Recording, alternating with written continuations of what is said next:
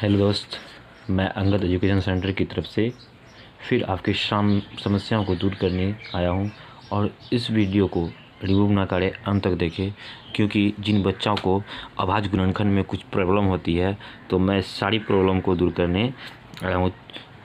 किसी तरह का प्रॉब्लम हो तो इस वीडियो को ज़रूर देखें और अंत तक देखें, तभी इस वीडियो का लाभ आपको मिल सकता है। देखिए, ये क्लास 10 का 1.2 हमको बनाना है। पहला क्वेश्चन है, निम्नलिखित संख्याओं को अभाज्य गुणनखंड के रूप में व्यक्त कीजिए। तो इन सारी क्वेश्चन को हम अभाज्य गुणनखंड द्वारा क्या करेंगे, सोल्व करेंगे। तो मैं एक नंबर का सोल्व कर रहा हूँ। देखो, एक नंबर में 140, इसका अभाज्य गुणनखंड करना है। सबसे पहले क्या करेंगे, 140 का हमको गुणनखंड करना है। तो 140 का हम सीधे क्या करेंगे, इसका लघुत्तम निकाल लेंगे। ये तो सब जानते हैं। अब देखिए, 140 कितना से कट रहा है, 2 से कटाएंगे 70 बार में, फिर 2 से कटाएंगे 35 बार में, फिर देखिए ये 35 कितना बार में कट रहा है, 5 बार में कट रहा है, 5 से कट रहा है 7 बार में, फिर ये 7 कितना बार में कट रहा है, 1 बार में। अब हमको क्या करना है, 140 किन किन संख्याओं से कटा उनको लिख लेंगे। तो पहला 2 है, फिर गुना, फिर 2, फिर 5, फिर गुना 7। तो इन सारी संख्याओं से कट रहा है, मतलब 140 का गुणनखंड ये हो रहा है। लेकिन यहाँ पे हमको आंसर कभी कभी ये भी होता है, लेकिन आंसर हम देखिए यहाँ पे 2 और 2 मिल रहा है, दोनों एक जोड़ा है, तो इसको हम लिख सकते हैं 2 का पावर 2। और गुना, ये 5 का पावर मिल नहीं रहा, 5 का कोई सहयोग नहीं मिल रहा है, तो यहाँ पे 5 का 5 लिखेंगे। और 7 देखिए केवल सिंगल अकेले है, तो 7 का हम 7 ही लिखेंगे। तो ये मेरा क्या हो गया, आंसर हो गया। उसी तरह दूसरा नंबर में देखते हैं। दूसरा नंबर में क्या है, दूसरा नंबर में आपका है 156। दूसरा नंबर में 156। अब 156 का निकाल रहे हैं।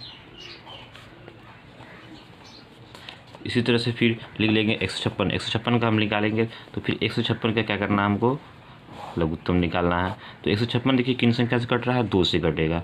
तो हमें हमेशा क्या करते हैं, गुणनखंड में सबसे छोटा संख्या से कटाते हैं। तो 7 बार में फिर कट जाएगा ये 78 बार में, फिर 2 से कटाएंगे तो 2 से कटेगा 39 बार में। फिर ये संख्या देखिए किससे कट रही है, 3 से कट जाएगा 13 बार में। फिर 13 तो किसी से नहीं कटा, 13 स्विंग से कट रहा तो 1 बार में। तो इसका भी क्या करना है, हमको फिर गुणनखंड लिख देंगे 156 का गुणनखंड। तो कितना है दोस्त, 2 गुना 2 गुना 3 गुना 13। तो यहाँ पे दो संख्या है, तो 2 को हम लिख सकते हैं 2 पे पावर 2, और गुना 3 सिंगल है, अकेले है, और इसका कोई जोड़ा नहीं मिल रहा, तो यहाँ 3 का 3 लिखेंगे और 13 का 13 लिखेंगे। ये भी मेरा आंसर हो गया। इसी तरह से तीसरा नंबर में जाएंगे। तीसरा नंबर में देखते हैं क्या है। तीसरा नंबर में आपका है 38-25। तो 38-25 का हमको क्या निकालना है, अभाज्य गुणनखंड। तो हमको 38-25 का निकालना है। तो यहाँ पे इसका भी वही करेंगे जो हम पहला नंबर और दूसरा नंबर का करते आए हैं। 38-25 का हमको क्या निकालना है, लघुत्तम निकालना है। तो 38-25 देखिए इसके लास्ट में क्या है, 3 है, तो ये 2 से नहीं कटेगा। तो हमको क्या करना है, 3 से चेक करते हैं। तो 3 से ये संख्या पूरी तरह से कट जाता है। वो कटता है 1275 बार में। कितना बार में, 1275 बार में।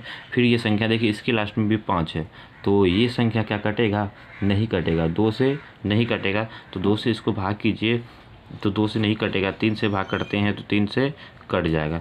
3 से कटाएंगे, 3 चौक 12, 3 दूना 6 और 3 5 15। ये कितना बार, 425 बार में। फिर ये भी संख्या क्या होगा मेरा, 5 से कटेगा। कितना से, 5 से कट जाएगा 85 बार में, और 85 जो कटेगा वो 5 बार में कट जाएगा। 5 से कटेगा 17 बार में, और 17 से केवल 17 से ही कटता है 1 बार में। तो इन संख्याओं का गुणनखंड देखिए क्या हो गया, 3 गुना 5 गुना 5 गुना 17। तो अर्थात ये देखिए 3 का जोड़ा मिल गया तो इसको स्क्वायर लिखेंगे, और 5 का भी जोड़ा मिला तो 5 का भी स्क्वायर लिखेंगे, क्योंकि 2 को 5 है तो 5 पे पावर 2, और 17 का 17। तो ये मेरा क्या हो गया, आंसर हो गया। अब इसी तरह से हम चौथा नंबर चलेंगे। देखते हैं चौथा नंबर में क्या है। चौथा नंबर में जो है आपका, देखिए चौथा नंबर में जो है 505 है। कितना है, 505, 5005 है, सॉरी 5005। तो इसका हमको निकालना है 5005। तो इसका भी क्या करना है, हमको गुणनखंड करना है। क्या करना है, गुणनखंड कर लेना है 5 और 5। तो 5005 का गुणनखंड करेंगे तो देखिए ये भी संख्या 2 से नहीं, 2 से विभाज्य नहीं हो, क्या होगा, किसी भी संख्या के लास्ट में 0, 2, 4, 6, 8 रहेगा तभी वो संख्या 2 से पूर्णतः विभाजित होगा। लेकिन यहाँ पे 5 है तो ये संख्या 2 से नहीं कटेगा। तो हम 3 से चेक करते हैं, 3 से भी ये संख्या नहीं कटेगा तो सीधे 5 से कटा रहे हैं। 5 एकम 5, 2 0 है, 2 0 बैठा लेंगे, 5 एकम 5, ये 1000 एक बार भी कट गया। फिर ये संख्या जो कटेगा 7 से कट जाएगा, 7 से जो कटेगा वो 143 बार में कट जाएगा। फिर 143 जो कटता है 11 से कटता है 13 बार में। फिर ये 13 जो कटता है 13 स्वयं एक विषम संख्या है इसलिए ये खुद से कट जाता है। तो 5005 का अभाज्य गुणनखंड आपका हो गया 5 गुना 7 गुना 11 गुना 13। तो इसका कोई जोड़ा नहीं मिल रहा है, अर्थात यही मेरा क्या हो गया, आंसर हो गया। उसी तरह से हम जाएंगे 55 नंबर, देखते हैं 55 नंबर में क्या है। 55 नंबर में जो आपका दिया हुआ है, 55 नंबर में है आपका 7429 मतलब 7429। तो यहाँ पे लिख देते हैं 7429। इसका भी हमको क्या करना है, अभाज्य गुणनखंड करना है। तो सिंपली इसको क्या करते हैं, 7429 का हम अभाज्य गुणनखंड निकाल लेते हैं। अब इसको फिर कटाएंगे, जैसे हम लोग 2, 3, 5 और 4 हर एक क्लास में हम लोग बचपन से पढ़ते आए हैं, इसी तरह इसमें भी पढ़ेंगे। तो इसका भी हम लोग क्या करना, अभाज्य गुणनखंड करना है। तो ये संख्या जो कटेगा वो ये 2 से तो नहीं कटेगा क्योंकि लास्ट में 9 है, और 3 से भी नहीं कटेगा, 4 से भी नहीं कटेगा। तो हम डायरेक्ट इसको 17 से कटाते हैं। 17 से जो कटाएँगे ये भाग लग जाएगा 437 बार में। फिर ये संख्या जो होगा 19 से कट जाएगा, कितना बार में, 23 बार में कट जाएगा। और 23 जो है 23 से एक बार में कट गया। तो यहाँ पे 7429 का अभाज्य गुणनखंड जो हो गया 17 गुना 19 गुना 23। हमेशा इस संख्या को हम लिखते हैं। तो यहाँ पे किसी भी संख्या का जोड़ा नहीं बन रहा है, अर्थात जिसका जोड़ा नहीं बने उसको क्या बोलते हैं हम लोग, वही क्या हो जाता है, ये आंसर हो गया। तो इस तरह से हम लोग एक नंबर क्वेश्चन नंबर एक का सॉल्व कर लिए। और हमको लगता है कि आप लोग को अच्छी तरीके से ये हिसाब पूरा समझ गए होंगे। इसी तरह से अब दूसरा नंबर भी जाते हैं। देखिए दूसरा नंबर में क्या है, आपको दूसरा नंबर में है पूर्णांकों के निम्नलिखित युग्म के एचसीएफ और एलसीएम ज्ञात कीजिए तथा इसकी जांच कीजिए। दो संख्याओं का गुणनफल एचसीएफ और एलसीएम है। मतलब क्या करना है, इन दो संख्या दिया हुआ 26 और 91, इनका एचसीएफ और एलसीएम ज्ञात करना और इसको जांच करना है क्या ये दो संख्या का गुणनफल जो है एचसीएफ और एलसीएम क्या है। तो पहले इसका क्या करते हैं हम लोग, एचसीएफ और एलसीएम निकालते हैं, फिर इसकी जांच करते हैं। तो चलिए हम सीखेंगे इसकी जांच की सत्यता कैसे करते हैं, वो अभी हम सीखेंगे तुरंत। तो हम 2 नंबर बना रहे हैं।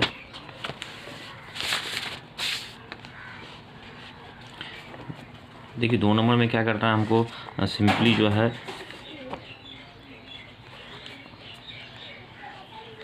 2 नंबर का 1 नंबर में देखते हैं 26 और 91, 26 और 91। इसका क्या करना है, हमको सबसे पहले इसका एचसीएफ और एलसीएम निकालना है। एचसीएफ एलसीएम निकालने के बाद हमको इसको जांच करना होगा ये क्या सत्य है कि ये औसत है। तो सबसे पहले हम यहाँ क्या करेंगे, यहाँ हल लिख लेंगे। हल लिखना बहुत ज़रूरी है दोस्त, क्योंकि जांचने वाला जो अध्यापक होते हैं वो आपका लिखने का स्टाइल देखता है। तो यहाँ पे आपकी राइटिंग और हैंड राइटिंग और लिखने की तरीका से आपकी टैलेंट को देखा जाता है। तो हमको क्या करना है, सबसे पहले इस तरह से लिखेंगे और 26 और 91 का क्या करेंगे, सबसे पहले गुणनखंड निकाल देंगे। तो 26 का गुणनखंड निकाल लेंगे इस तरह से, जैसे हम जानते हैं उस तरह से निकालें। हम डायरेक्ट भी निकाल सकते हैं तो वो भी आसान होगा, और जिस बच्चे को नहीं समझ आता सबके लिए ये योगफल ये सक्सेस होगा। तो यहाँ से निकालना है, 2 का निकालना है 13 बार में। फिर देखिए ये 13 किसी से नहीं कट रहा है, तो 13 खुद 13 से ही कट रहा है एक बार में। फिर उसी तरह हम 91 का निकाल लेंगे। तो 91 जो कटता है ये देखिए 2 से नहीं कट रहा है, तो किससे कट रहा है, 3 से कटेगा क्या, 3 से नहीं कटेगा। तो 3 से हम चेक भी कर सकते हैं इस तरह से ना, 91 तो 3 से क्या कटेगा, नहीं कटेगा। 3 3 9 कट गया और 1 बचा, तो यहाँ तो कट नहीं रहा। तो 91 जो कटता है वो 7 से कट जाएगा 13 बार में, और ये 13 जो होता है एक बार में कट गया। अब यहाँ पे हम लिखते हैं 26 का अभाज्य गुणनखंड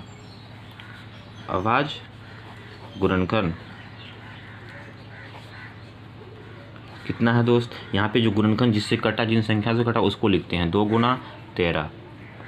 और उसी तरह 91 का गुणनखंड अभाज्य गुणनखंड कितना होगा, तो यहाँ पे देखिए 7 और 13, 7 और 13। अब दोनों संख्या का हमको एचसीएफ और एलसीएम निकालना है। सबसे पहले हम एचसीएफ निकालने सीखते हैं। तो यहाँ लिखेंगे 26 और 91 का एचसीएफ। देखिए एचसीएफ क्या होता है, इन दोनों गुणनखंड में क्या करना है, जो मिलता है वही मेरा क्या होता है, एचसीएफ होता है। देखिए यहाँ पे किन की जोड़ा मिल रहा है, देखिए यहाँ पे 13 और 13 दोनों मिल रहा है, तो ये मेरा क्या हो गया, एचसीएफ हो गया। ये 13 क्या हो गया, एचसीएफ। और इसके बाद क्या करते हैं, यहाँ पे एलसीएम भी निकालना है बोल रहा है। 26 और 91 का क्या निकालना है, एलसीएम। तो एलसीएम क्या होता है, जो मिलता हो उसको लिखते हैं और जो नहीं मिलता हो उसको भी लिख लेते हैं गुना के रूप में। 2 यहाँ पे 2 बच गया, 2 लिखेंगे और ये 7 नीचे वाला जो 7 भी लिख देंगे। अब इन टोटल को क्या करते हैं हम लोग, गुना करते हैं। टोटल को क्या करते हैं, गुना करते हैं। अब गुना कर लेते हैं, 13 गुना 2 करेंगे, 13 गुना 26, 26 गुना 7 करेंगे, तो 26 गुना 7 करते हैं तो 7 6 42 का 2 हासिल था 4, 7 दूना 14, 14 14 4 15 16 17 18, कितना होता है 18, 192, 182, सॉरी कितना हुआ, 182 हो गया। तो यहाँ पे हम एचसीएफ और एलसीएम निकालने सीख गए। अब इसकी बोल रहा है कि जांच करें। क्वेश्चन में स्पष्ट रूप से बोल दिया गया है। देखिए यहाँ पे क्वेश्चन बोला है क्या करें, इसकी जांच कीजिए, दो संख्या गुणनफल एचसीएफ गुना एलसीएम है। तो यहाँ पे हम लिखेंगे जांच। क्या लिखेंगे, जांच लिखते हैं पहले, जांच। तो जांच लिखने के बाद हमको क्या करना है, वहाँ पे दिया तो दो संख्याओं का गुणनफल, तो लिखेंगे दो संख्याओं का गुणनफल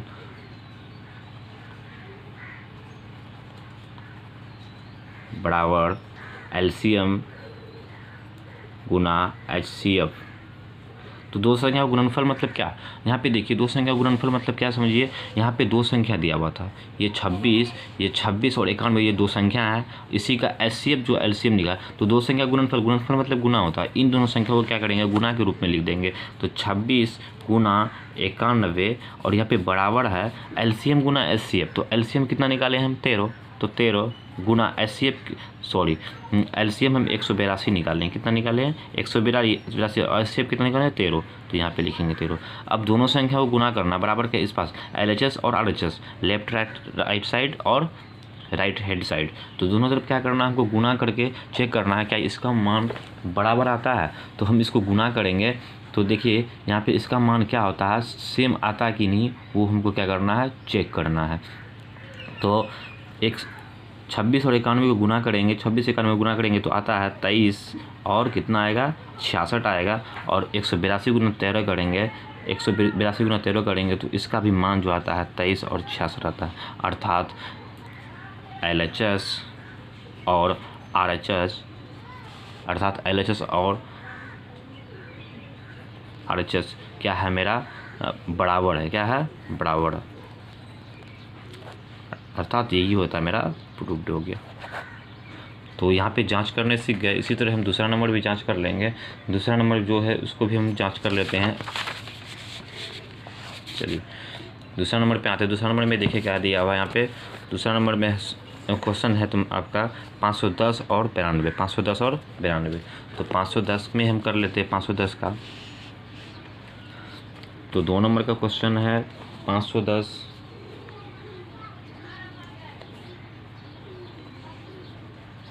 510